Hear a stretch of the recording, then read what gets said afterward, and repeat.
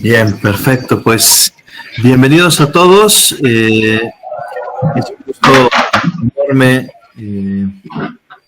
estar aquí con ustedes en la segunda sesión del seminario poblano de filosofía moderna, que como ya lo hemos dicho hasta el cansancio, pero lo seguiremos diciendo, pues es también una forma de dar continuidad a algunos proyectos que ya se hacen en México, sobre todo en la UNAM y en la FES Acatlán, y también en un seminario que dirige justo el maestro Carlos, que hoy nos acompaña y tenemos el gusto de que esté aquí con nosotros, que son proyectos que ya, digamos, desde hace tiempo han venido promoviendo el estudio de la filosofía moderna y a los cuales pues nosotros de alguna forma pues nos sumamos desde Puebla, de Puebla para el mundo, ¿no? Digámoslo así, aprovechando de las pocas ventajas que tiene la pandemia, que es el tema de la virtualización y de que podemos estar conectados en distintas partes de México y del mundo, y que pues podemos pues llevar este tipo de actividades a otro nivel, ¿no? Yo quiero agradecerle muchísimo al maestro Carlos que nos acompaña aquí, que pues ha preparado la sesión del día de hoy. Lo presento muy brevemente. El maestro Carlos es candidato a doctor en filosofía por la UNAM y maestro de asignatura de la Universidad Autónoma del Estado de México. Es un gran amigo también, como todos los ponentes que vamos a tener en este seminario. Y pues Carlos, yo te agradezco muchísimo tu tiempo y la amabilidad, la disposición de estar aquí con nosotros. Cierro yo mi micrófono para darte totalmente la palabra. Muchas gracias, Roberto, por la invitación. Muchas gracias a la UPAEP, al Seminario Poblano de Filosofía Moderna. Es para mí un placer estar aquí con ustedes, ¿no? No solamente con amigos, sino con gente de la que siempre he aprendido y sigo aprendiendo mucho. Bueno, el título de la charla que yo tengo, que yo traigo hoy para ustedes. Pues bueno, antes de decir exactamente cuál es, me gustaría comentar que pues precisamente son reflexiones que a mí me suscitó una relectura del Tratado de la Reforma del Entendimiento de Spinoza, ¿no?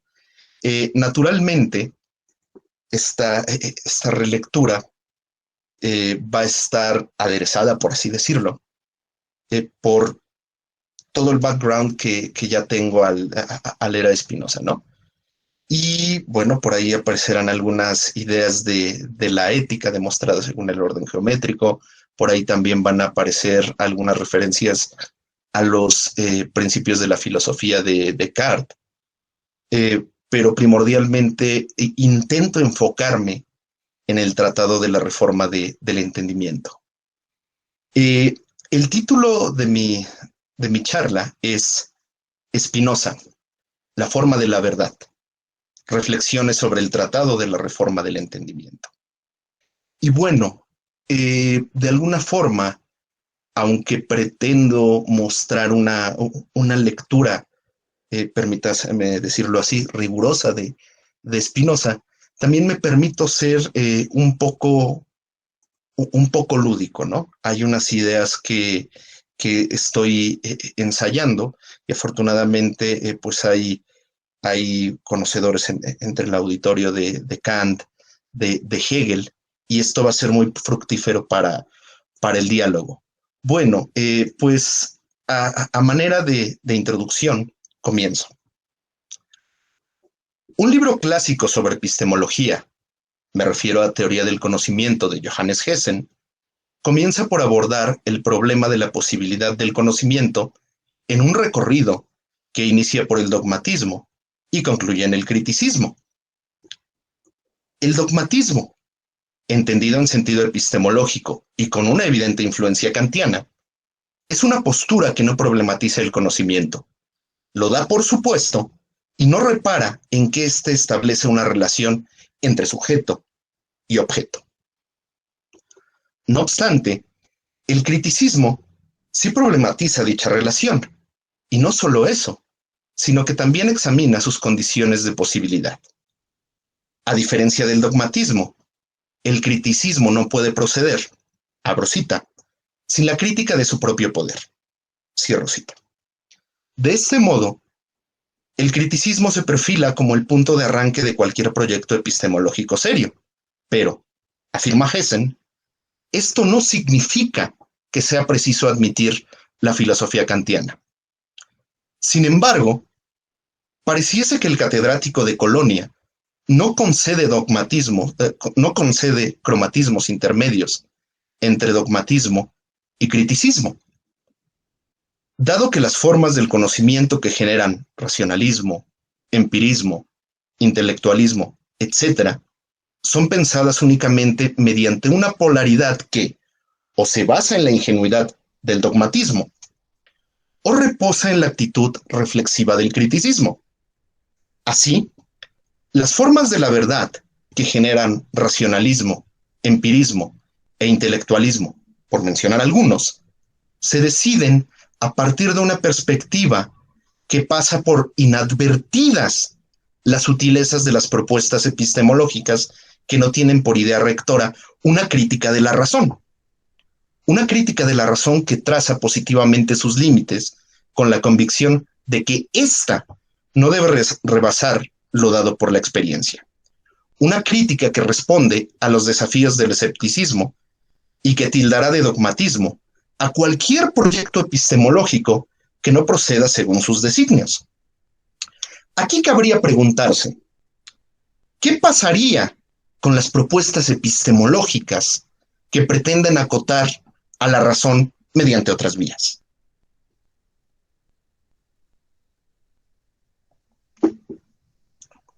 Por su parte, el proyecto epistemológico de Spinoza sostiene que nunca nos estará permitido, si intentamos investigar las cosas reales, deducir algo a partir de nociones abstractas.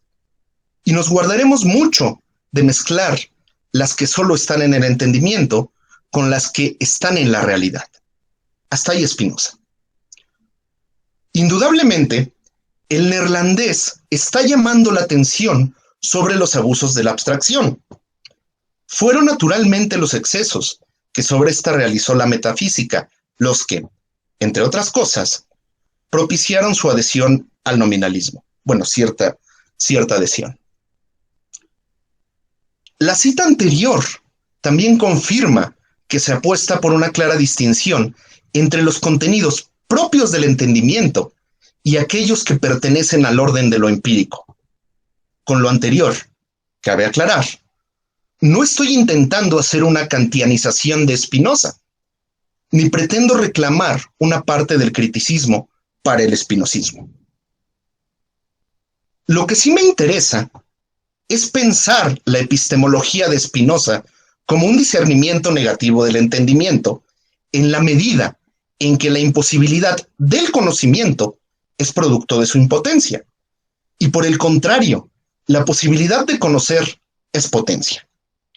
Así, nos encontramos frente a un proyecto epistemológico que pretende acotar el entendimiento por una vía poco usual, que llama la atención sobre los excesos de la abstracción y que responde a los desafíos del escepticismo a partir de un modelo de racionalidad que establece cuáles deberían de ser las relaciones adecuadas para poder hablar de conocimiento y subsecuentemente de verdad. Bien, la primera parte de esta charla tiene por subtítulo La certeza que remueve al yo.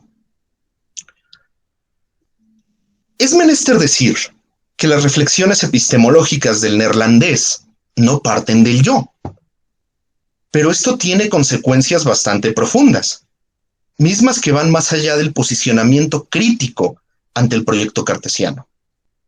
Para entenderlas viene bien recordar algunas de las tesis del filósofo francés. Descartes afirmó que la realidad está constituida por dos substancias, pensante y extensa, que a su vez han sido creadas por una tercera, la divina. Durante el ejercicio de introspección que ejecuta el francés en búsqueda de algo indubitable, da con el ya célebre cogito ergo sum, pienso luego existo. El autor del discurso del método localizó en el yo una certeza inamovible que le permitirá, que le servirá para construir su conocimiento del mundo. La certeza que produce el sujeto cartesiano, y aquí deseo enfatizar esto, depende absolutamente de la conciencia. Esta es la encargada de emitir juicios sobre la realidad y los cuerpos extensos que se presentan en ella, justo como sucede en la segunda de las meditaciones metafísicas con la cera. No obstante, el esquema metafísico cartesiano dificulta dicha tarea, ya que no ofreció una explicación satisfactoria que conecte a la substancia pensante con la extensa. Me interesa hacer un par de consideraciones dirigidas hacia la idea de verdad en la filosofía de Descartes.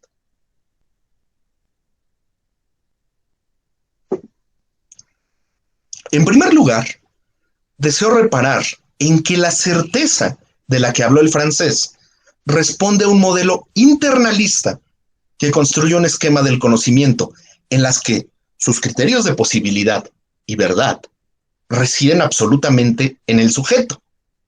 Así, las pretensiones de verdad que construye el discurso cartesiano se articulan sobre una idea de certeza cuyo espectro parece no alcanzar a los objetos.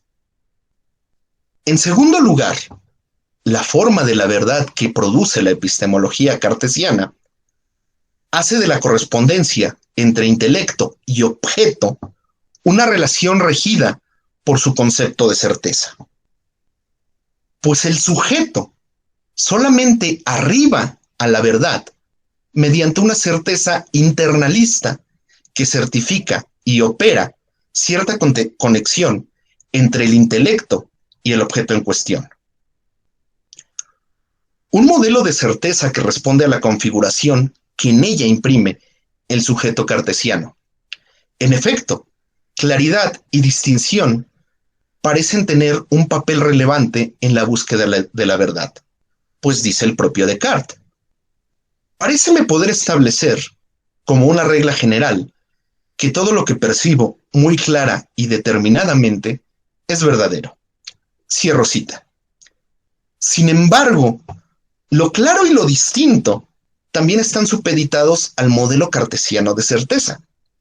En suma, la forma de la verdad en Descartes se decide en el sujeto que da razón de sí mismo y del mundo, apoyándose en un modelo de certeza internalista.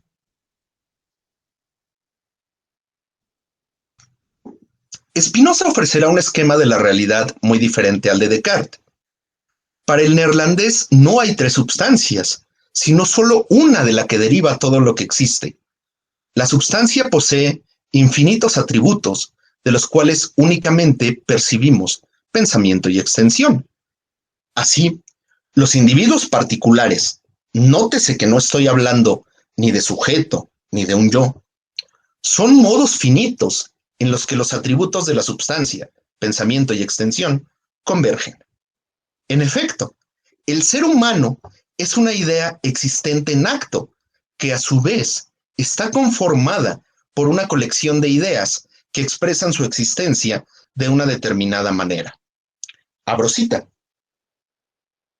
El orden y conexión de las ideas es el mismo orden y conexión de las cosas. Cierro cita. De este modo, se supera la dificultad de la comunicación entre substancias que aparecía en Descartes, ya que los modos, al ser parte de la misma y única substancia, están íntimamente conectados.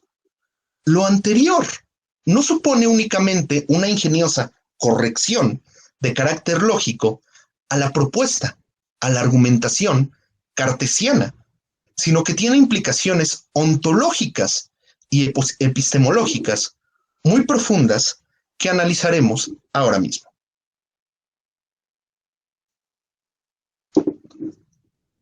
siendo que el ser humano es un modo finito en el que confluyen el atributo pensante y el extenso, este puede dar razón de la realidad que percibe como individuo dentro de la justicia, dentro de la substancia. Dice Luis Ramos Alarcón Marcín, esta no es la dualidad cartesiana, pues no se trata de dos substancias distintas, sino del paralelismo de dos concepciones diferentes de las mismas constituciones de la esencia de una misma substancia. Cierro cita. Sin embargo, lo anterior no significa la supresión del fenómeno del conocimiento, entendido como la relación que se da entre intelecto y objeto en pos de una solución metafísica que los funde para obviar el conocimiento y hacerlo posible mediante una dirección ordenada, por no decir caprichosa, del entendimiento, sino que se trata de un proyecto que pretende trazar los contornos del conocimiento de una manera muy particular. Naturalmente, dichos contornos serán trazados mediante el despliegue del entendimiento, un despliegue que hace del entendimiento humano y de la verdad la piedra de toque de dicho propósito. Si bien no deseo extirpar los planteamientos metafísicos de la filosofía de Spinoza, sí quiero enfatizar que, en lo concerniente a problemas epistemológicos, es el entendimiento finito, humano, y únicamente este, el encargado de producir las reflexiones y el método que conducen al conocimiento. El neerlandés concibe al método como la dirección adecuada del entendimiento que pretende conocer la realidad. A diferencia de Descartes, Spinoza no desea efectuar una introspección para encontrar una certeza, sino que pretende buscarla en la realidad misma. Esta idea del método otorga poca importancia a la duda, porque ésta no hace más que suspender el juicio de algo que ya forma parte de la realidad. Dudar de algo que ya está ahí no contribuye al conocimiento de la realidad. La duda adolece de claridad y distinción. Por ello, no reporta ningún beneficio para la investigación de la realidad, pues, abro cita, cuando asentimos a cosas confusas, hacemos que el alma sea menos apta para discernir lo verdadero de lo falso, y por lo mismo que carezcamos de la libertad mejor, cierro cita, de la libertad mejor, para desplegar la potencia del entendimiento que hace posible el conocimiento. En pocas palabras, la duda constituye la impotencia del intelecto para conocer. Spinoza fue un pensador realista. Su filosofía no cuestiona la existencia de la realidad, pero sí pretende esclarecerla a través de una meditación profunda y ordenada. La realidad misma y las ideas que ésta nos proporciona no constituyen el problema en sí. El desafío consiste en determinar el orden y el valor que le concederemos a cada una de las ideas o impresiones que ésta nos brinda. Esta tarea, desde la perspectiva de Spinoza, no puede ser asumida por la duda, porque ésta no se ocupa de ordenar el conocimiento. Es el entendimiento el que debe tomar la batuta de la investigación de la realidad y reflexionar sobre sí mismo, como también acerca del entorno donde se desenvuelve, lo que conoce y la manera en la cual conoce aquello que conoce. La propuesta espinosista es elaborar un análisis de la manera en la que percibimos e ideamos el mundo que nos rodea, para poder ponderar cómo las percepciones e ideas posibilitan o imposibilitan el conocimiento de nuestro entorno. Al conocer las características de estas, los grados de claridad y distinción que presentan, seremos capaces de determinar el alcance que poseen para evaluar y hacernos patente la realidad. Después del análisis, podremos colegir qué es útil y qué no lo es, para encaminar al entendimiento hacia el conocimiento de las cosas de una manera adecuada, ordenada y bien meditada.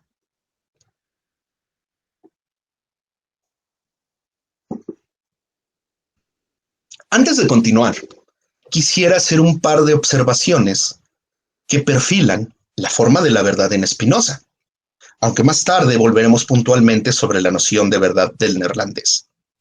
En primer lugar, aunque el filósofo de Ámsterdam no desdeña la potencia de la razón ni de la conciencia para conocer, la propuesta epistemológica de Spinoza no parte del sujeto, sino de la realidad. Así, el modelo de certeza que éste ofrece desborda el paradigma internalista del yo cartesiano.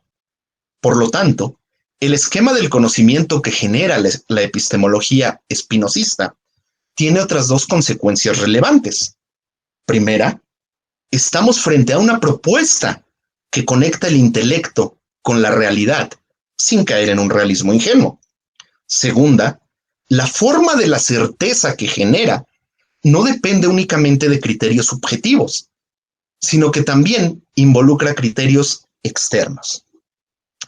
En segundo lugar, la forma de la verdad que produce la epistemología spinozista está regido por un concepto de certeza más sofisticado que aquel que depende de la mera subjetividad, pues, más allá de incorporar ciertos criterios externos, también hace posible que la claridad y la distinción puedan conectar los distintos niveles, por no decir atributos, que develan las esencias objetivas de aquello que investigan.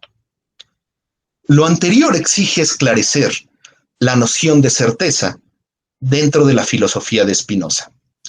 Para tal cometido, es menester reproducir el párrafo 35 del Tratado de la Reforma del Entendimiento. Abro cita. La certeza no es más que la misma esencia objetiva, es decir, que el modo como sentimos la esencia formal es la esencia misma, de donde resulta, además, que para la certeza de la verdad no se requiere ningún otro signo fuera de la posesión de la idea verdadera, ya que, como hemos explicado, para que yo sepa, no es necesario que sepa que sé. Y de ahí se sigue, a su vez, que nadie puede saber qué es la máxima certeza, sino solo aquel que posee la idea adecuada o esencia objetiva de alguna cosa. Justamente porque certeza y esencia objetiva son lo mismo. Hasta ahí Spinoza. Hay que recordar que a la esencia objetiva corresponde la realidad que posee el objeto representado, mientras la esencia formal es el contenido de la idea, de lo ideado. Desde esta perspectiva, el modelo de certeza de Spinoza no depende únicamente del individuo, sino que está obligado a dar razón del contenido informativo, teórico, de los objetos de los que se ocupa mediante las conexiones que, sin ser casuales ni accidentales, dan lugar a una correlación causal legaliforme. Naturalmente, un estudioso de la filosofía cartesiana podría decir que aquí existe una gran cercanía entre el pensamiento del francés y del neerlandés. E indudablemente, existe cierta similitud que se convierte en una diferencia categórica al señalar que el juego entre esencia objetiva y esencia formal en Descartes responde a un modelo internalista de certeza, mientras que en Spinoza no. Para Spinoza, la certeza no es únicamente certeza del pensamiento sobre lo extenso, sino que ésta atraviesa transversalmente pensamiento y extensión, al mismo tiempo que los une reticularmente al ser un modelo de certeza que articula esencia formal con esencia objetiva. Por tal motivo, la certeza es la posesión de una idea verdadera, justo como Spinoza reiterará 14 años después en el escolio de la proposición 21 de la segunda parte de la Ética.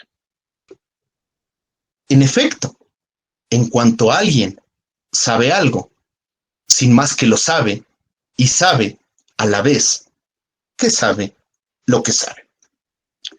Bueno, ahora vamos a la segunda parte de esta charla, que tiene por subtítulo la teoría de los atributos.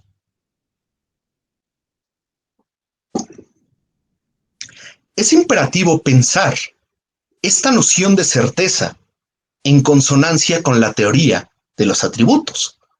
Solamente así podremos revelar una dimensión más profunda, una que nos permita discernir con mayor claridad la forma de la verdad. El neerlandés afirma que mediante la claridad y la distinción, el entendimiento humano puede discernir los diferentes atributos de la substancia, forjar distinciones que expresen su realidad a través de definiciones que capten su esencia formal y que a su vez den razón del lugar que estos ocupan dentro de la trama causal de las cosas. Lo anterior reafirma el realismo de Spinoza, pero ¿cómo entender este realismo? ¿Es el entendimiento del individuo el que proyecta los atributos sobre la materia? ¿Es que los atributos gozan de cierta realidad material que permite que sean divisados por el entendimiento? Antes de proponer una respuesta, deseamos analizar dos de las principales maneras de entender la teoría de los atributos en la tradición filosófica. Según Noah Schein, la primera interpretación, el subjetivismo, que el atributo sea percibido por la mente, significa ser inventado por la mente, pues los atributos por sí mismos no tienen una existencia independiente, mas son idénticos con la esencia de la substancia. De acuerdo a la segunda interpretación, objetivismo, que el atributo sea percibido por la mente, significa solamente ser descubierto por la mente, pues ellos mismos, los atributos, tienen existencia independiente de la esencia de la substancia. Cierro cita. Noah Schein asevera que Hegel se adscribió a la interpretación subjetivista de la teoría de los atributos. Siendo así, Hegel sumiría a Spinoza en el solipsismo, porque los atributos no serían más que una construcción del intelecto, una magnífica invención, indudablemente. Sin embargo, excepciones lógicas no harían posible un conocimiento adecuado de las cosas. Por otro lado, el objetivismo, la propuesta de lectura de Wolfson, sostendría la existencia objetiva, independiente de la mente, de los atributos. Con ello, el entendimiento estaría facultado, en un grado superlativo, para representarse la realidad y llevar a buen fin el proyecto de conocer la substancia y subsecuentemente sus atributos. Así, el entendimiento no haría más que representarse una realidad mediante conceptos que no solo la representan adecuadamente, sino que la agotan. No obstante, las interpretaciones precedentes me parecen insuficientes. Ahora analizaremos por qué.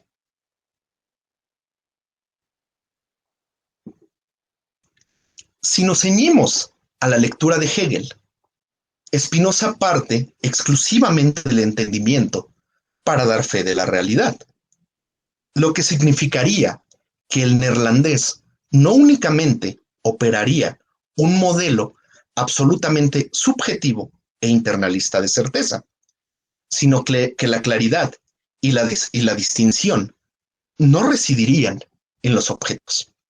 Empero, hemos mostrado que Spinoza no parte del yo, que su idea de certeza desborda los criterios internalistas y que la claridad y la distinción se hacen patentes tanto en el entendimiento como en los objetos. Spinoza apela de manera simultánea al intelecto que pretende aprender a la realidad y a la realidad que es aprendida por el intelecto. Efectivamente, el neerlandés realiza una distinción entre la idea y lo ideado. Esto, en última instancia, implica reparar en que la idea no es lo ideado, que la primera solamente expresa las propiedades que el intelecto es capaz de discernir sobre un objeto sin agotarlo. Aunque Spinoza certificó que el pensamiento humano puede entender la realidad, dicha facultad siempre tendrá un límite. Puede tornarse impotente. En el caso de Wolfson, se omite la tesis spinozista de la finitud humana. Sí, Spinoza sostuvo que había cierta correspondencia entre la mente y la realidad, pero nunca sugirió que tal vínculo revelase de manera absoluta las propiedades de los atributos a los modos finitos que los piensan. De manera muy sencilla, la realidad infinita de la naturaleza de los atributos no puede ser contenida de manera exacta dentro del entendimiento humano que es finito. No obstante, dicha representación mental de la naturaleza infinita de los atributos puede ser construida de una manera negativa por el entendimiento. De modo que, necesariamente, el entendimiento realiza una labor de mediación a través de ideas entre los atributos y modos extensos y los atributos y modos del pensamiento. En esta medida, como también apunta Vidal Peña, el realismo de Spinoza no es un realismo ingenuo, debido a que el filósofo neerlandés está consciente de que no conocemos las propiedades exactas de las cosas.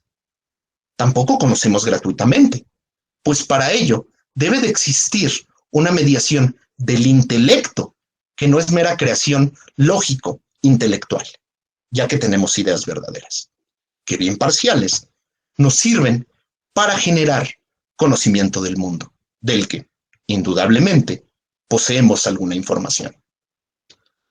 Así, la teoría de los modos que Spinoza construye se desarrolla sobre un modelo de la realidad en la que el atributo pensante y el atributo extenso corren paralelos.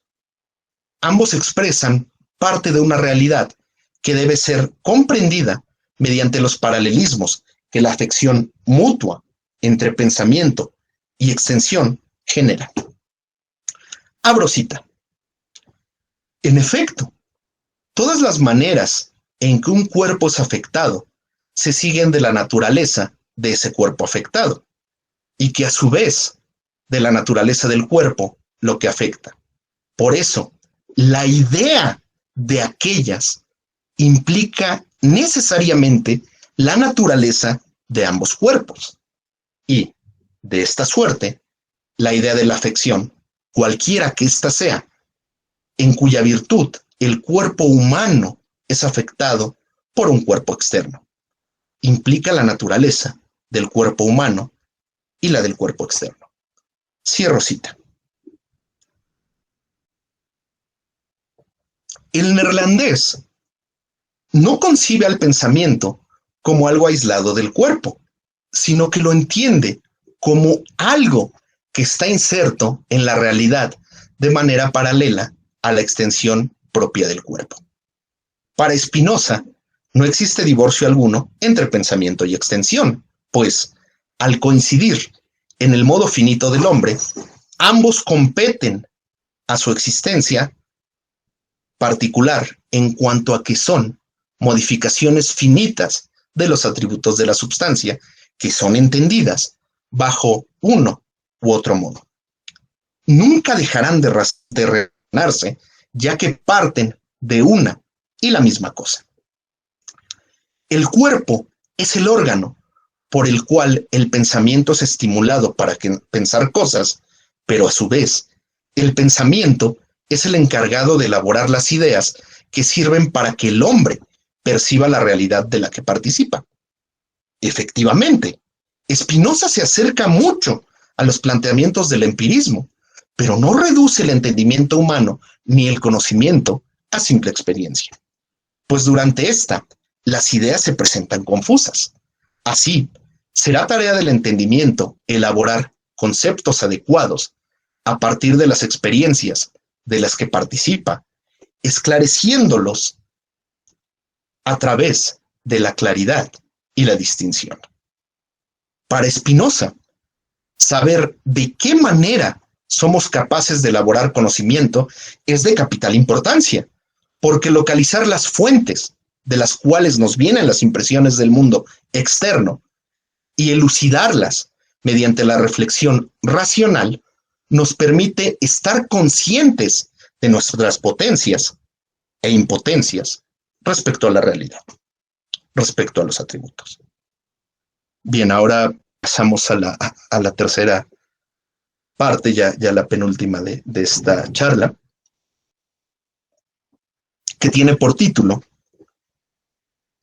Entendimiento y certeza. En el párrafo 108 del Tratado de la Reforma del Entendimiento, Spinoza vierte algunas consideraciones sobre las propiedades del entendimiento. En ellas, no solo recurre, en primer lugar, a la idea de certeza y la relación que ésta guarda con el entendimiento, sino que nuevamente vuelve a ligar esencias formales y esencias objetivas. Es decir, el neerlandés hilvana entendimiento, certeza y realidad. Mas dicha relación no se disuelve en una oscuridad carente de criterios e incapaz de dar razón del procedimiento con el que opera, sino que, como ya se ha mostrado, la propia certeza ha de resolverse en una confrontación entre esencia formal y esencia objetiva, dando lugar a un discernimiento que advierta la diferencia entre los contenidos propios del entendimiento y aquellos que conciernen a elementos externos. Si bien el neerlandés no efectuó un inventario minucioso de las propiedades y contenidos del entendimiento, en su obra hay elementos para sostener que no son los aires del dogmatismo los que impulsan sus reflexiones epistemológicas. Abro cita del Tratado de la Reforma del Entendimiento. Las propiedades del entendimiento que más he subrayado y que entiendo claramente son estas. Primera, que la certeza, esto es, que saber que las cosas son formalmente tal como están objetivamente contenidas en él. Segunda, que percibe algunas cosas o forma ciertas ideas absolutamente y algunas a partir de otras. Así, la idea de cantidad la forma absolutamente sin atender a otros pensamientos. En cambio, las ideas de movimiento no las forma sino atendiendo a la idea de cantidad. Sexta, bueno, me salto algunas cosas. Sexta, que las ideas que formamos clara y distintamente de tal modo parecen derivarse de la sola necesidad de nuestra naturaleza, que parecen depender exclusivamente de nuestro poder, y al revés, confusas, ya que muchas veces se forman contra nuestra voluntad. Hasta ahí la cita de Spinoza.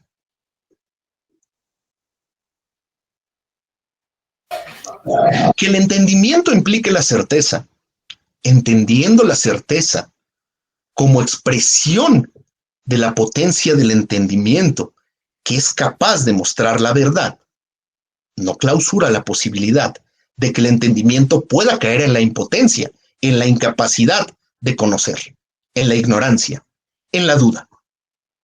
Anteriormente vimos por qué el neerlandés desechó a la duda del método que lleva a la verdad, pues la duda impide el conocimiento de la realidad, no permite develar esencias formales ni objetivas, mientras la certeza, que en Spinoza apunta directamente a la verdad, permite la elucidación de la realidad mediante el análisis de las esencias formales y objetivas.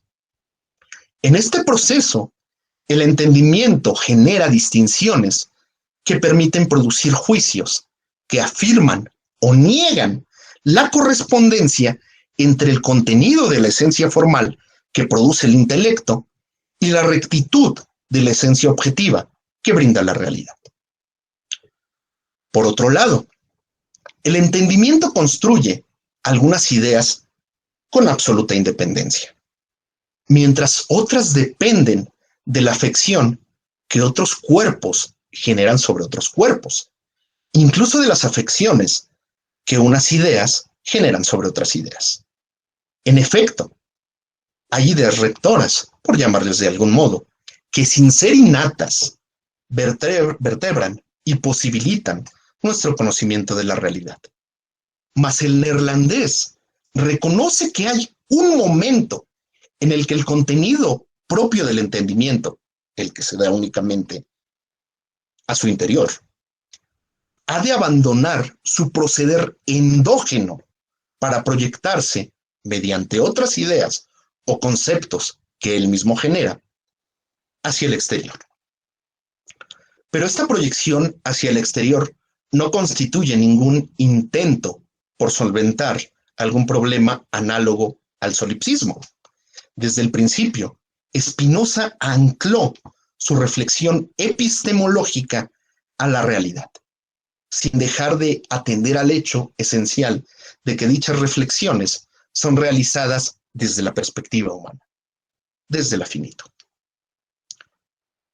Las ideas que forma el entendimiento mediante la claridad y la distinción no son producto no son producto exclusivo del individuo. Desde luego, claridad y distinción derivan de la necesidad que acompaña al hombre entendido como finito. Son dos de las formas con las que el entendimiento opera. Mas claridad y distinción se hacen patentes en la realidad. Detengámonos en esto.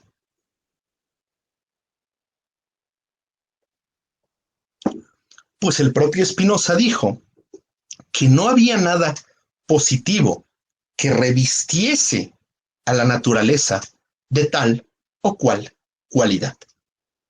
De hecho, por eso rechazó la idea de que la geometría se instituyese como un modelo metafísico, ontológico de la realidad, aclarando que si él empleó el método geométrico, lo hizo con fines expositivos. Pero lo que sí encuentra Spinoza en la geometría, y en esto coincide con Descartes, es que ésta trabaja con ideas claras y distintas.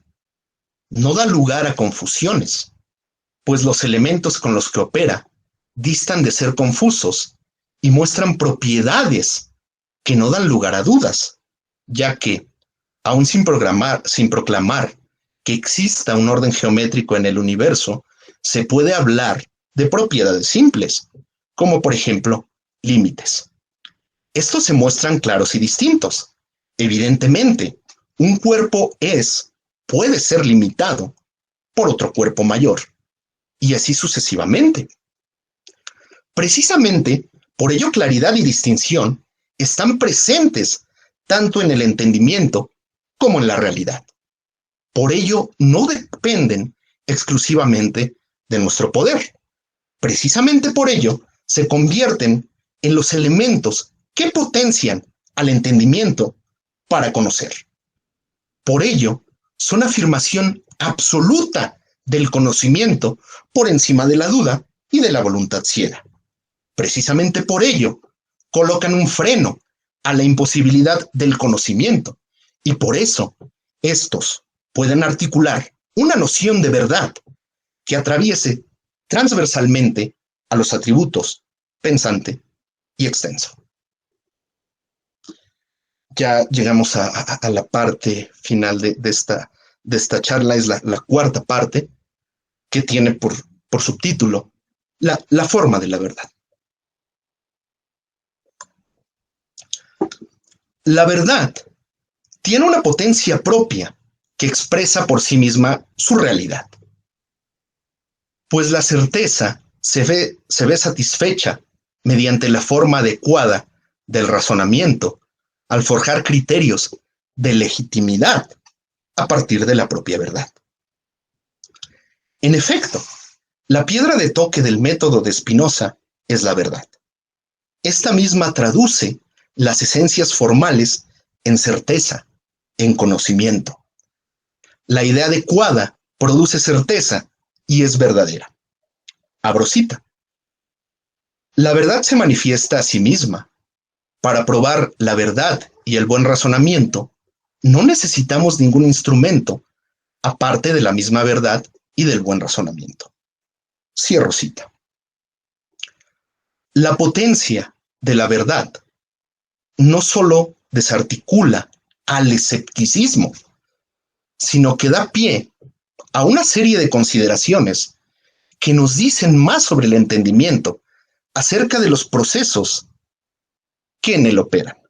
Abro cita del Tratado de la Reforma del Entendimiento.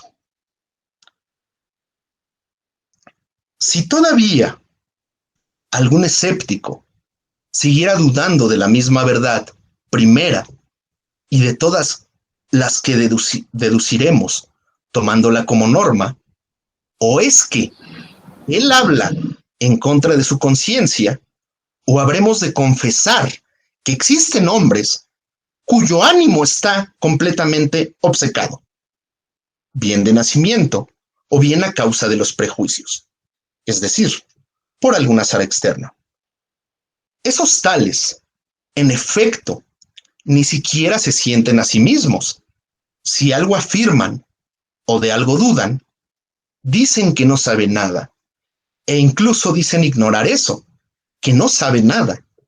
Y ni esto lo dicen en sentido absoluto, ya que temen confesar que existen mientras no saben nada.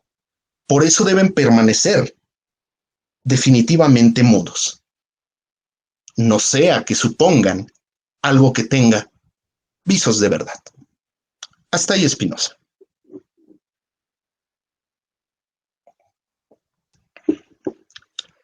El escepticismo, el escéptico, constituye la afirmación de la impotencia del entendimiento. El escepticismo actúa en contra de su propia conciencia porque ignora sus propiedades. Esta ofuscación redunda en la impotencia del juicio. El entendimiento no produce juicios porque no se despliega de manera adecuada, no despliega de manera adecuada su capacidad de juzgar. Así, la potencia del intelecto se ve disminuida a causa de los prejuicios, tanto internos, de nacimiento, como externos, del azar. De modo que el prejuicio interno no es únicamente precipitación del juicio, sino que es impotencia del intelecto para ejercerlo. Por otro lado, los prejuicios internos, aquellos que no dependen esencialmente del intelecto, reafirman el comercio de los modos finitos del hombre con la realidad y hacen fehaciente el hecho de que el cuerpo puede ser afectado de múltiples maneras que potencian o disminuyen la capacidad de juicio que opera.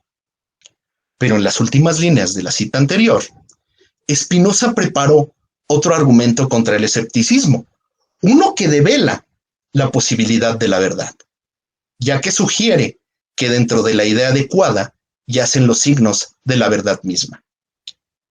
Y es exactamente el ejercicio analítico de autoconocimiento que el entendimiento opera sobre la idea verdadera, la que le permite fijar las condiciones de esta, la forma de la verdad. Pero no hay que pasar por alto la observación que hace Luis Ramos Alarcón Marcín. La conciencia para Spinoza no es un cogito como ente diferente del mundo y fundamento de su presentación o representación. La conciencia no es un poder ni un criterio externo o difiere a las ideas que reflexionan. Antes bien, la adecuación o inadecuación de la conciencia deriva de la adecuación o inadecuación de las ideas que tiene o sobre las que reflexiona. Cierro cita. Es precisamente aquí donde deseamos desplegar la forma de la verdad. En esta, la certeza, la esencia formal y la esencia objetiva se comunican de una manera tan íntima que pareciese que no hay posibilidad de discernirlas, pero nada más alejado de la realidad, ya que, como hemos dicho, el modelo de certeza que se sigue de la propuesta espinosista no deriva exclusivamente de la conciencia. En efecto, la esencia formal refiere a los contenidos informativos, a las ideas que pertenecen al individuo, mas la esencia objetiva, que ya no depende de la conciencia, expresa la realidad de lo ideado y permite hablar de ideas adecuadas al confirmar la silueta de la figura que el entendimiento genera. Remite a la verdad. De tal modo, la certeza articula esencia formal y esencia objetiva para dar paso a la verdad. Lo que, traducido en los términos del esquema ontológico propuesto por Spinoza, significaría que la certeza no solo es capaz de atravesar transversalmente los planos correspondientes al atributo pensante y al atributo extenso, apuntando, me atrevo a decir, hacia una superación de los esquemas epistemológicos de subjetivismo y objetivismo. Por otro lado, no hay que perder de vista que lo anterior no exhorta al abandono de la perspectiva humana, pues recordando una línea anteriormente citada, no se requiere ningún otro signo fuera de la posesión de la idea verdadera. Siendo así, el individuo no abandona su condición para pensar la forma de la verdad, pues sus signos se harán perceptibles mediante un ejercicio analítico del entendimiento que a la vez está inserto dentro del entramado causal de las cosas. Participa tanto del atributo extenso como del pensante. En esta medida, la relación entre intelecto y objeto es pensada a través de un modelo que bien podría rebasar la formulación común de la teoría de la verdad como correspondencia, e incluso ir más allá, porque incluye matices que llevan a pensar que la verdad no se agota en el objeto, atributo extenso, ni en el intelecto, atributo pensante, pues la verdad se construye más allá de la existencia fáctica de las cosas, más allá de las voluntades caprichosas del intelecto. Pero, en la verdad, Ni el intelecto ni el objeto pueden ser arbitrarios. Desde las primeras líneas, dije que me interesaba pensar la epistemología de Spinoza en términos de potencia, en la medida en que la posibilidad del conocimiento, del discernimiento de la verdad, es la afirmación absoluta de la potencia del entendimiento, mientras el error, la falsedad y la ignorancia son impotencia. Así, la verdad no es resultado de la gratuidad, sino que es la afirmación de la potencia del intelecto en la medida en que la tiene, la reconoce y expresa su realidad. Como recuerda Luis Ramos Alarcón Marcín, Spinoza no entiende por potentia el sentido aristotélico de oposición al acto, sino el sentido cusano de possessed, es decir, como la identidad de la esencia y la potencia en términos de fuerza, vis, o el poder, posee, que es en acto, est. Cierro cita. La verdad tiene una potencia propia que expresa por sí misma su realidad. El modo finito la reconoce al afirmarla.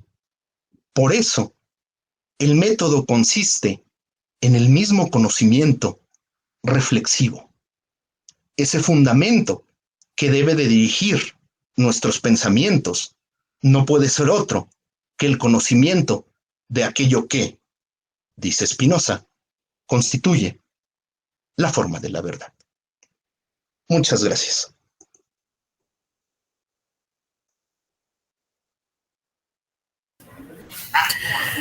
Muchísimas gracias, Carlos. Yo creo que ha sido una brillante ponencia, creo que nos ha ayudado a conocer más a Spinoza, y tenemos tiempo para preguntas. Bueno, ya veo la mano alzada de Leonardo. Leonardo, adelante, por favor. Gracias, Roberto. Oye, Carlos, muchas gracias por la exposición. Yo me llevo muchas preguntas, pero es porque son unos temas en donde siempre tengo muchas preguntas, ¿no? En concreto, estos pasajes que utilizaste del Tractatus para mí siempre han sido una pesadilla, y entonces escucharte me ha servido mucho para como organizar en mi cabeza algunas cosas, o sea que te agradezco muchísimo. Y bueno, tocaste como también muchos problemas muy, muy complicados, ¿no? Como el del objetivismo, subjetivismo de los atributos, esto último que dijiste sobre la potencia. Te quería hacer nada más unas preguntas de comprensión, porque no sería capaz como de hacer una participación más propositiva. Entonces, insististe en varias ocasiones que la certeza como que de alguna manera reconciliaba esencia objetiva y esencia formal, con lo cual parecería también reconciliar un poco los atributos. O eso es lo que entendí. Eso me sorprendió porque para mí la certeza pues siempre ha estado del lado del pensamiento, ¿no? O sea, incluso ese pasaje del Tractatus, justo lo que demuestra, o lo que yo había entendido siempre, es que la certeza es el pensamiento. Pero no entiendo cómo se relacionaría la certeza con la extensión.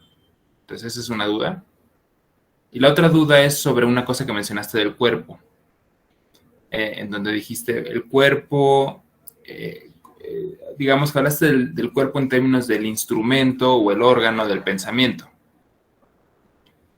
Eso me hizo reflexionar en el interludio físico del libro 2, o de la parte 2 de la Ética, ahí donde Spinoza se pone a hablar sobre la inercia y sobre cómo se mueven los cuerpos y demás, y donde dice, bueno, nuestro cuerpo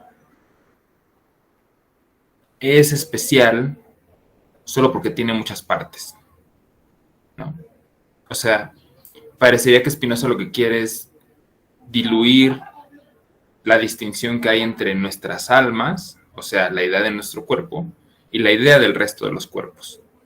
¿Tú crees que el cuerpo humano tiene una característica especial, digamos, que hay un salto cualitativo entre la idea de nuestro cuerpo y la idea del resto de los cuerpos por el cual hace esta especie de instrumento del conocimiento? O sea, sí existe eso en Spinoza, ¿no? Obviamente. Y pues ya, muchas gracias, muy, muy interesante. Muchas gracias, Leonardo. De una vez respondo, ¿no? Bueno, sí, es excelente la primera apreciación, porque es uno de los primeros, de las primeras cuestiones que van a salir al paso, ¿no? Y aquí hay que hacer varias precisiones.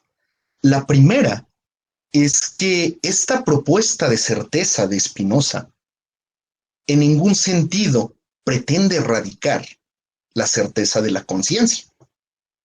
Ajá. Por eso insistí en que si bien Spinoza no parte del modelo de subjetividad cartesiana, no va a desechar o echar en saco roto la idea de conciencia. Más bien la va a formular por otra vía, en la que va a decir, a ver, es que somos una colección de ideas existentes en acto. Ajá.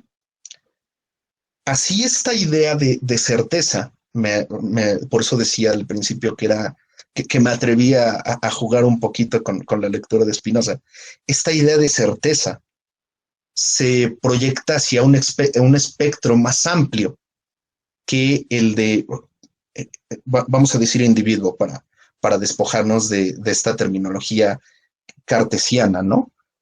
Que bueno, aquí me gustaría hacer un comentario en la que coinciden muchos estudiosos de Spinoza, Steven Adler, Vidal Peña, Curley, desde luego Lorenzo Vinciguerra, en el que dicen, bueno, Spinoza está empleando la terminología cartesiana, sin embargo, le está dando otro sentido.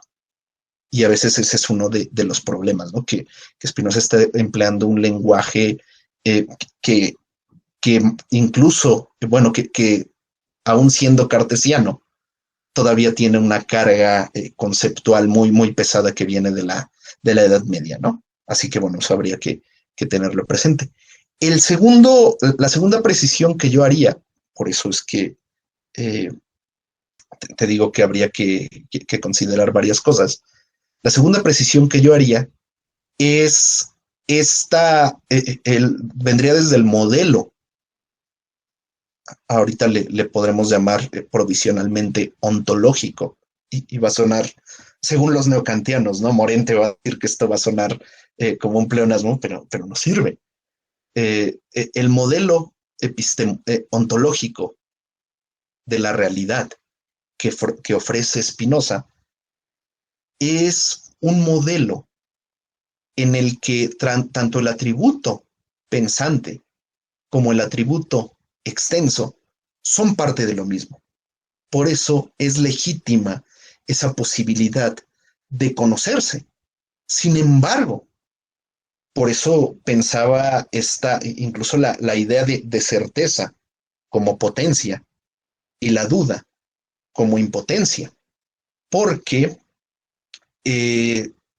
Spinoza se da cuenta que la idea de certeza no es gratuita, por eso no cae en un dogmatismo, por eso no plantea una propuesta epistemológica carente de criterios, sino que tiene, como lo decía, un modo diferente de plantearlo. En este sentido, bueno, yo creo que con eso podría arrojar un poquito de luz sobre la primera pregunta. No sé si con eso, sobre la primera, o haya por ahí algún cabo suelto. No, me parece que sí. Bueno, y nos vamos ahora a la segunda, que es una pregunta formulada también, sí, bien buena. Spinoza va a sostener que pues todo emerge de la substancia. Ajá. Y como todo se deriva de la substancia, que esto podría sonar muy, muy problemático, ¿no? O incluso no decir nada. Hasta, si mal no recuerdo, fue Deleuze quien le dedica todo un libro bastante extenso al problema de la expresión.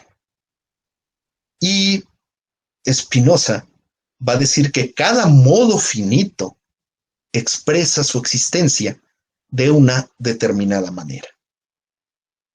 Vamos a dejar esta afirmación en el aire porque la quiero conectar con el rechazo al antropocentrismo que aparece en el apéndice del libro 1 de la ética. Ajá. Y curiosamente, un gesto que desde luego replica varias de las ideas de Genófanes, se vuelve todavía más profundo en el sentido de que Spinoza nos dice, bueno, no somos tan especiales, no somos el centro del universo. Este es un modo que nosotros tenemos de conocer y es lo que hay, es con lo que tenemos que trabajar. Entonces, desde esa perspectiva, y atendiendo al comentario anterior, el cuerpo humano va a expresar su esencia, su potencia, desde luego, y hasta su impotencia, de una determinada manera. Y esto, curiosamente, aquí se vuelve hasta bueno, no diría paradójico, ¿no? Pero voy a citar a Hölderlin cuando dice, bueno, es que Spinoza en ningún momento dice que aclara todos los misterios del universo. ¿Y por qué me refiero a esto? Porque él mismo se va a percatar, o por lo menos esa sería mi lectura, usando una expresión que me encanta mucho de Roberto: si mi hipótesis de lectura es correcta, si mi hipótesis es correcta, él mismo diría, bueno, a pesar de que no somos el centro del universo, no tenemos otra forma de conocer que no sea la forma humana en la que nosotros mismos expresamos nuestra existencia. Y en este sentido, también aquí viene esta humildad epistemológica. Nosotros solo podemos conocer dos atributos. Y curiosamente no podemos conocer desde otra perspectiva que no sea la humana. Así que forjar los criterios desde los cuales Spinoza entendería el cuerpo específico de los animales sería difícil, ¿no? Él diría que expresan más bien una determinada esencia y curiosamente, aunque Spinoza diría, ellos se lo deberían de arreglar con lo que tienen, así como nosotros. Spinoza no está pasando sobre otros cuerpos, no está reconociendo que otros cuerpos sean menos imperfectos. O sea, digamos, es lo que hay, es con lo que tienen para trabajar. Bueno, nosotros vamos a trabajar con lo nuestro. Y en el caso específico de de lo que tú dices, cuando habla de toda la constitución de los órganos, entre más complejo es, entre más digamos, entre más afectado es por otros cuerpos, por otras experiencias, más puede o expresa de mejor manera su potencia para conocer. Pero aquí viene, y esto es por lo que siempre digo, ¿no? Que en Spinoza hay un proyecto de modernidad muy interesante por explorar. Y que también es cierto que la filosofía del siglo XVII no es un proyecto monolítico en torno al cartesianismo, ¿no? El propio Descartes lo dice en Meditaciones, en el discurso del método. Este es el camino que yo seguí, pero hay otros. Sin embargo, ¿por qué este comentario? Porque a pesar de que Spinoza se da cuenta de que el ser humano tiene esta potencia de conocer a partir de los atributos pensante y extenso, él mismo diría que ignoramos otras formas de conocimiento que tal vez podrían corresponder a otros, bueno, aquí ya es una hipótesis que aventuro, podrían corresponder a otros organismos, como en este caso los animales. Y hilvané todas estas ideas porque a pesar de que Spinoza dice, bueno, no podemos abandonar nuestra perspectiva humana para pensar, tampoco eso significa que vamos a pasar sobre lo demás. Y hay una humildad epistemológica en el sentido de que va a decir, bueno, hay otros, solo conocemos 2 atributos, lo que no implica descartar que hay una infinitud de otros atributos desconocidos, que muy bien podrían captar otras formas de, no voy a decir conciencia ni entendimiento, pero sí otras formas de concebir la realidad, como la de los animales. Pero muy buena la pregunta, me encantó. Espero haber respondido satisfactoriamente. Sí, muchas gracias. Gracias. Todavía tenemos tiempo y espacio para más preguntas. No sé si alguien más se quiere animar. Luis, por favor. Bien. Muchas gracias, Carlos, por tu breve exposición de cosas tan complejas. También, igual que a Leonardo, a mí me surgieron muchísimas más preguntas de las que tenía, pero no porque haya estado, no porque tenga duda de lo que has dicho, sino porque lo que has dicho me ha llevado a hacerme esas preguntas. Justamente, me quisiera a ver si pudiésemos ampliar un poco más el problema de la certeza, tal como la estuviste mencionando. También a mí me llamó la atención que en cada uno de los episodios a los que te referiste en tu lectura o en tu exposición, nos ibas como ayudando a entender en qué sentido la certeza espinosista o espinociana está en desacuerdo con algunas tesis clásicas, ¿no?, de la filosofía moderna, particularmente la de Descartes, que hasta ahí creo que yo estaría de acuerdo con lo que vas diciendo, pero no sé, a lo mejor valdría la pena. Bueno, la última versión me llamó muchísimo más el episodio final, porque llegas al problema del juicio, ¿no? Y colocas, obviamente, nos haces pensar bueno, a lo mejor ahí te quisiera preguntar si entendí bien. Nos haces pensar, nos haces ver, mejor dicho, que la certeza en tu última exposición está relacionada directamente con el problema del juicio. Eso, no quiero decir que eso maravilloso, ¿no?, porque es kantiano, ¿no? No, para nada, al contrario, me parece que es un cerco desde la perspectiva en la que lo estás proponiendo, y eso es lo que quiero saber si entendí bien. El juicio, finalmente, o sea, la certeza en la capacidad de juzgar, hablaste de las objeciones o de los obstáculos que tiene que vencer el propio juicio para construir, o no sé si sea correcto decir construir la certeza, ¿no? Esa es una pregunta muy concreta. ¿La certeza se construye en Spinoza? En el contexto que nos acabas de decir, pero nada más termino la idea de la certeza en el juicio. Me queda muy claro cómo los prejuicios internos nos imposibilitan, cómo los prejuicios externos debilitan también la capacidad de juzgar, y eso debilita en última instancia la certeza habida en el juzgar, ¿no? Pero la pregunta que te quiero hacer es, si no deriva de la conciencia, porque aquí otra vez, también a mí me hizo clic eso que mencionaba Leonardo,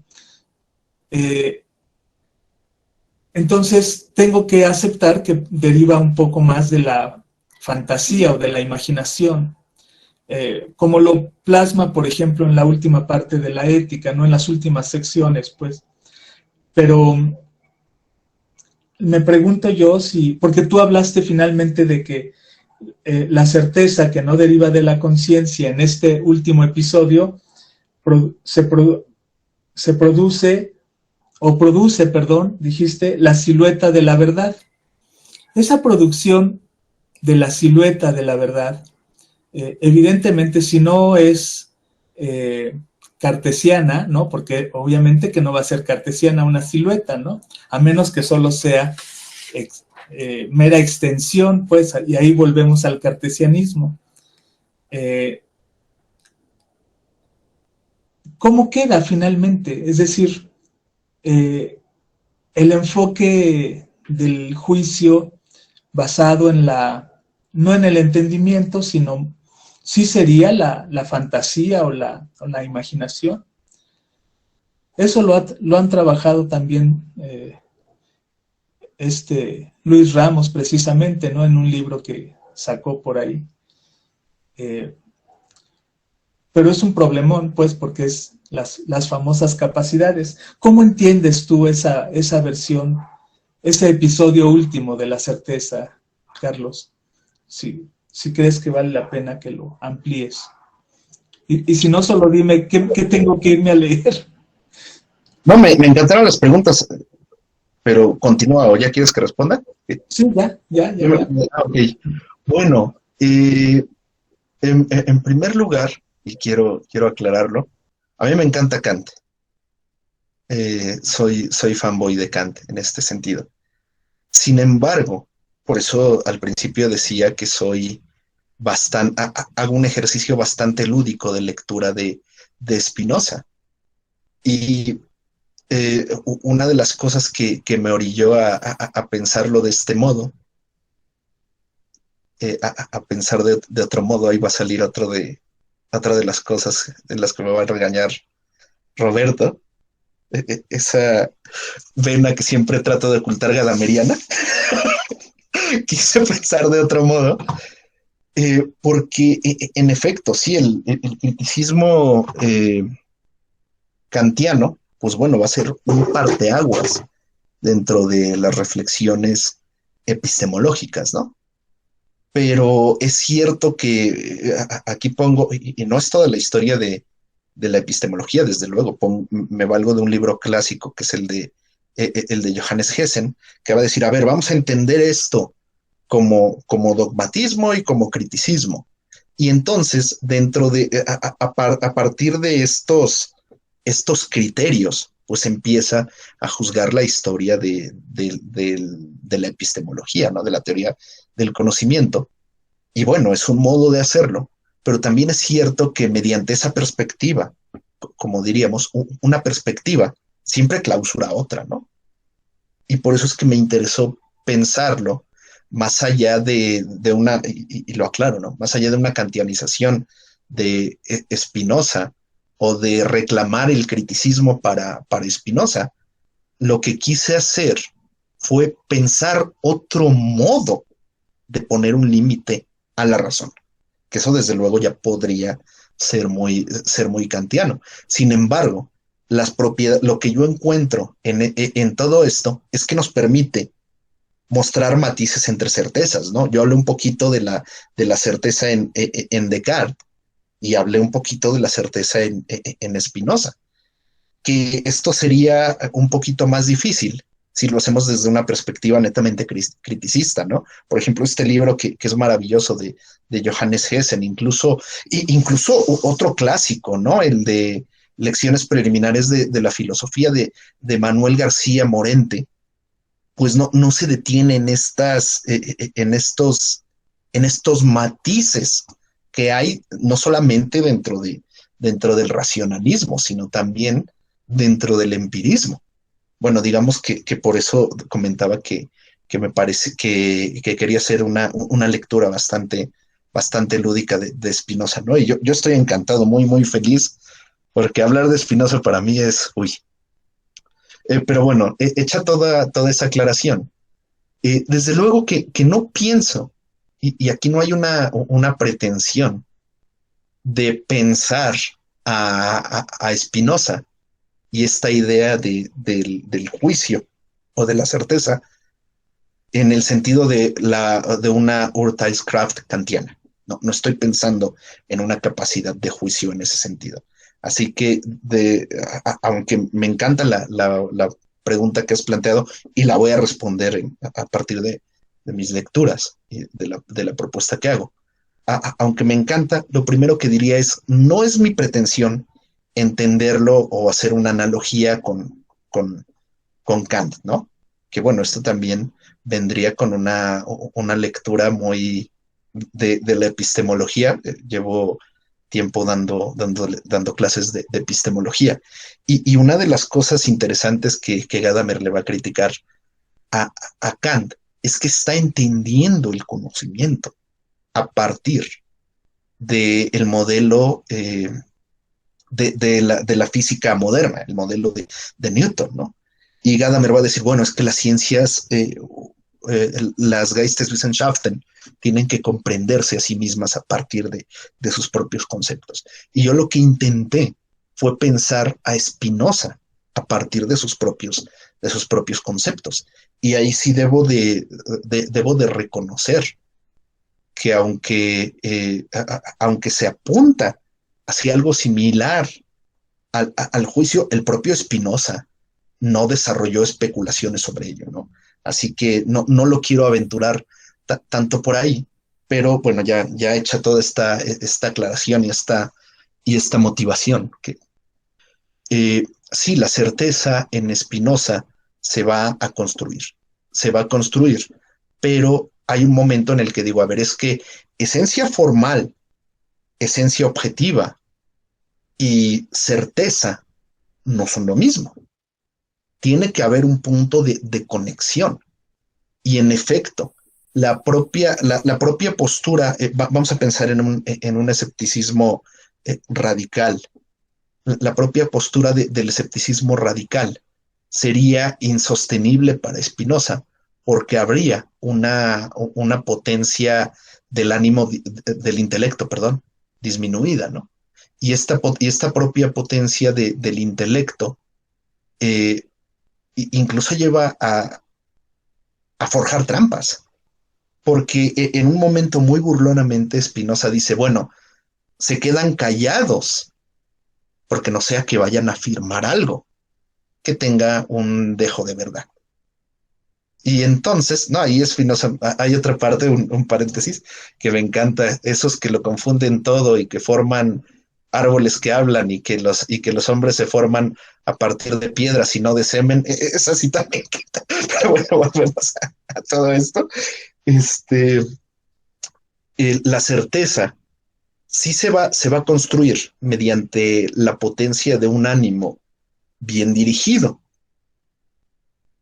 Y por el contrario, aquí Spinoza va a ver en la duda algo que curiosamente aquí habría que pensar la duda en varios niveles. Spinoza no está diciendo que no dudemos. Sí, dudamos. Está ahí la duda, y desde luego que la duda puede convertirse en el inicio de una investigación. Pero diría Spinoza, bueno, ok, eso lo podemos aceptar, pero lo que no podemos aceptar es que se convierta en la parte esencial, en la piedra de toque para construir conocimiento o certezas. Entonces, Leonardo dice que se tiene que ir. Adelante, Leonardo. ¿Ya tenemos que acabar, Roberto? ¿O? Perdón, pero tengo una reunión ahora. Un gusto, Carlos, y muchas gracias. No, gracias. Igualmente. Pues bueno, para otra reunión, Luis. Ya me quería explayar. Perdón, es que me encanta hablar de Spinoza. Ya para la otra. Que Roberto... Bueno, pero no quería interrumpir el resto de las preguntas y demás. Un saludo. Sí, bueno, de hecho ya son 11:30 y bueno, varios de los alumnos, como han de haber visto, ya se han ido retirando poco a poco para irse a sus clases. Igual lo que podemos hacer es un poco parar acá, pero si queremos continuamos digamos ya sin la grabación y así, ¿no? Para que quien quiera pues pueda irse con toda tranquilidad. Sí, de acuerdo, yo no tengo problema, sí. Entonces, si quieren, bueno, pues agradecerte muchísimo, Carlos. Te acabo de enviar ya, supongo que ya habrás visto que te llegó algo así como esto, ¿no? Que es pues, una constancia para agradecerte tu tiempo y la amabilidad de que nos puedas compartir tus investigaciones, que son bastante complejas y que son bastante apasionantes, ¿no?